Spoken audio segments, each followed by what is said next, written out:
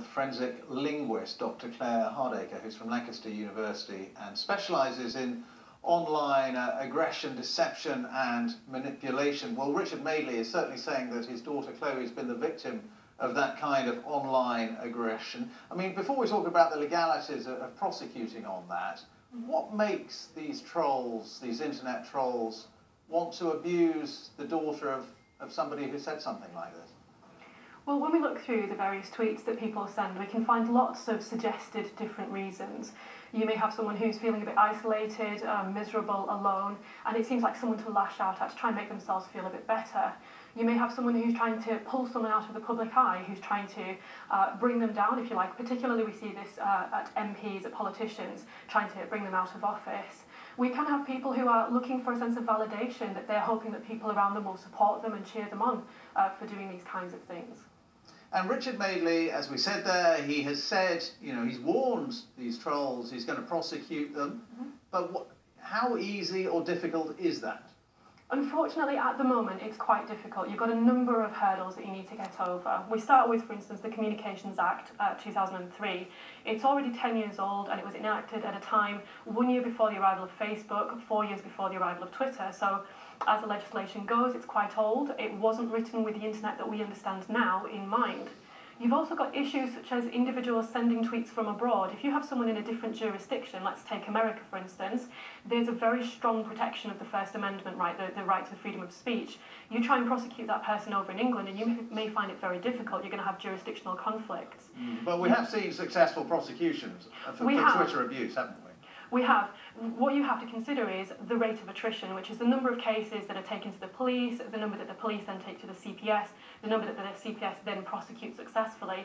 So you may start with 10,000 cases and you may end up with just one prosecution at the end of it. Is this a problem you think that's getting worse, this internet trolling or whatever you want to call it, online abuse? It's difficult to say. One of the issues that we have is certainly it's much more prominent in the media now. We're hearing about it more, and that I think is a positive thing because I think that will bring about change. Whether this is something that's brand new, that's just come about, that doesn't seem to be the case because you can find instances of trolling right back in the data from the 70s and the 80s. We have data from the internet going back that far. Whether it was this extreme, whether people were sending bomb threats, rape threats, death threats to people, that's something else. That does seem to be an element that has gone to a much greater extreme more recently. And do you think, therefore, perhaps you were saying the law isn't entirely up to date? Does it need to be updated? Does it need to be modernised? I think for me, what I would like to see is that the Communications Act is at least reviewed. If at the end of the review they look at the law and they say it's the best that it can be, then that's fair enough. But at the moment, as I said, it's 10 years out of date, 11 years out of date. It was written for the internet of the 1990s, before we had this idea that people would have millions of followers, that people could tweet a famous person who would read a message in their bed in the morning and be horrified by what they've read. So for me, I think it needs to be reviewed, and hopefully at the end of that we would see some changes.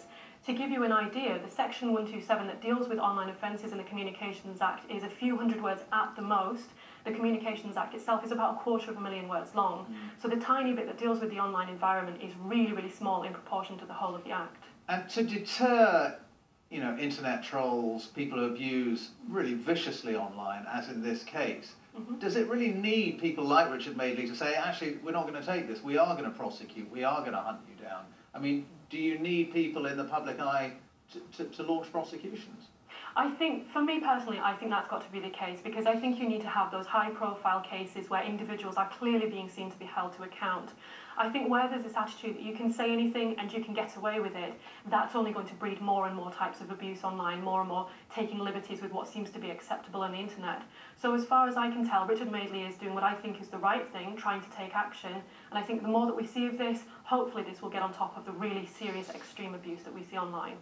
Very good to talk to you. Thank you for your views. That's Dr. Claire Hardaker there, forensic linguist at the University of Lancaster. Thank you.